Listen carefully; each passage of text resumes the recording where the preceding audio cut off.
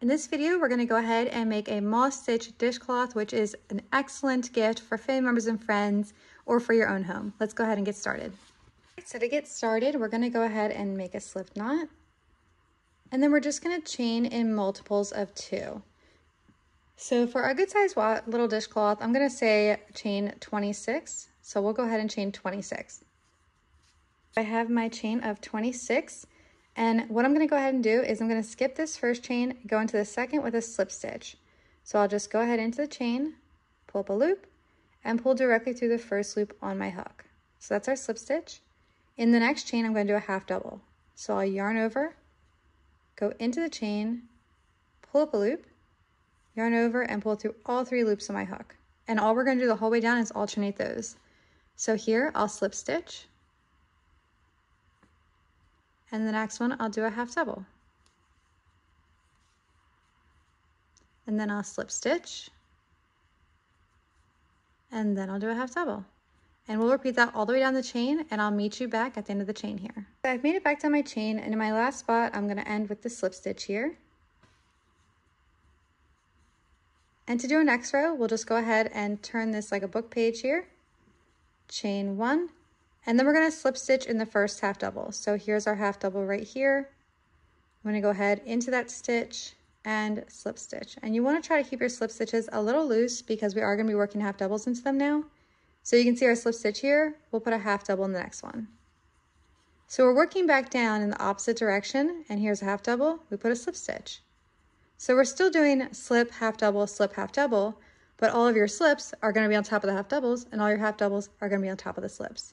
So here's our slip stitch. We work a half double into it. Here's our half double. We work a slip. And we're just going to alternate that back and forth all the way until our dishcloth is as long as we want. And that's really all you need to do. So I'm going to make mine, we'll see how long. I'm going to make mine until it's about a square. So I'll just keep going here.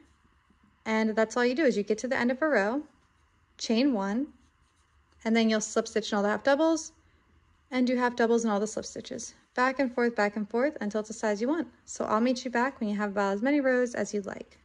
All right, so I've made as many rows as I'd like for my dishcloth. I'm just gonna go ahead and chain 1 to fasten off, cut my working yarn, and then pull up and out over here.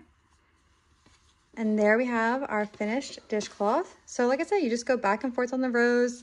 We start out, you chain even amount of chains, and then you'll do slip, half double, slip, half double, slip, half double, chain 1, turn, slip, half double, slip, half double, slip, half double. All the way back and forth until you reach the top where you'll chain 1 to fasten off. And then we can just go ahead and weave in our ends here.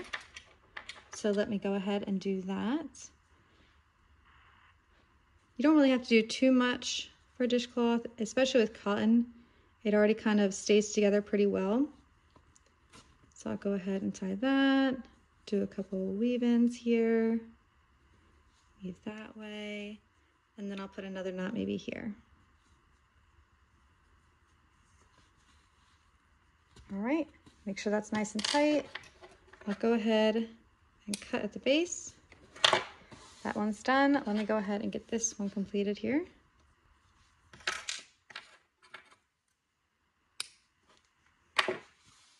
And there you have it, our really beautiful dishcloth. Definitely recommend using cotton yarn, super washable. It's just so pretty and vibrant too. And that's the moss stitch. I hope you enjoyed, and I hope you make tons of these for your home or as for gifts.